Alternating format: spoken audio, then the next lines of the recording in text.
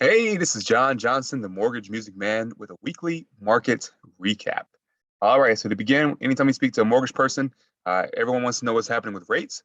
So rates historically are still pretty low. When you look at this graph over time, this is over the last 50 years. Um, Even though they're higher right now over the past year, they're still historically much lower than they have been over that period of time. In my opinion, if you're renting and not good at saving, purchase a home, because if you're renting, you're giving 100% of your money to interest. So the rate doesn't really matter because you're giving all your money towards someone else. But if you're renting and you're not good at saving, I recommend purchasing. Also, if you need to sell your home for whatever reason and to be able to buy a new home where there's a different location, more kids, etc., I still recommend trying to find a home um, just because uh, the concept, in my opinion, is you marry the home and you date the rate. Most likely, you're not going to get a home and keep that same mortgage for the next 30 years. Even if you keep that property for the next 30 years, you'll probably refinance or do some things with it at least two or three times while you're in that property. So, if you're in the market to buy a home, still try to buy a home, marry the home, and if rates come down, date the rate. All right. So rates for the last 12 months, as you can see, uh, big hike from where it was a year ago.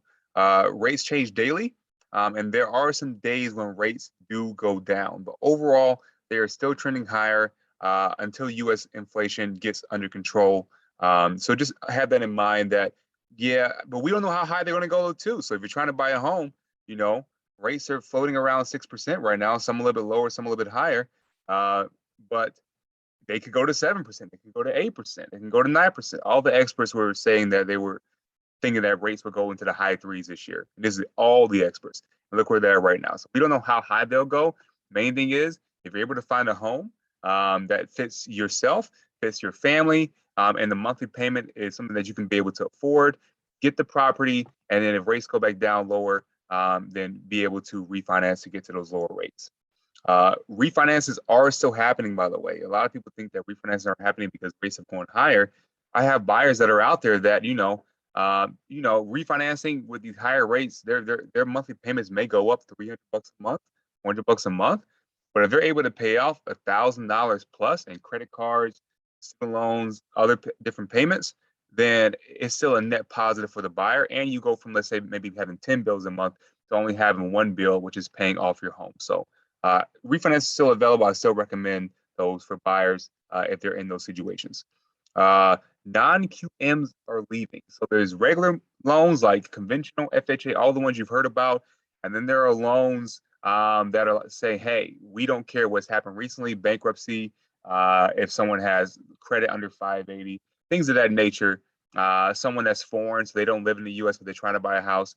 All these different scenarios where they wouldn't fit in the normal bracket, they get put into what's called these non-QM loans, and many banks do these. Well, as soon as times get tough, unfortunately, many of these places tighten up. So one of the providers left the market recently, Sprout. There's some other ones that are tightening up their requirements and guidelines. They're still happening, by the way. So if you're in some of these special circumstances, don't think that you're not able to get a home right now. Still speak with a mortgage person as quickly as possible. But you don't want to. We do understand that those guidelines are getting a little bit tighter compared to where they were, let's say, 6 months, a year ago.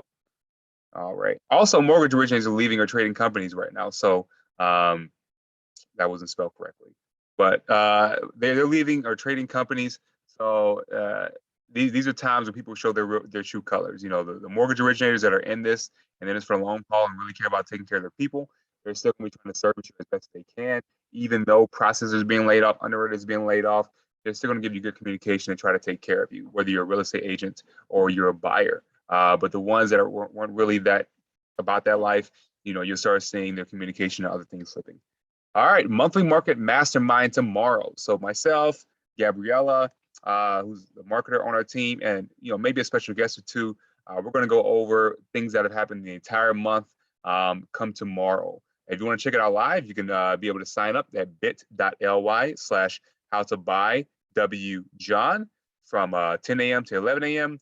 You can be able to ask questions live. This is a great way for people who are either first-time buyers or people who are in the market, but they want to know what's happening and changing in the market, real estate agents, etc. So tomorrow, Saturday, 7/16, from 10 a.m. to 11 a.m., we're going to be teaming up and going over some topics of what's happening in the market. If you're not able to make it at that specific time, it will also be posted on my YouTube page after completion.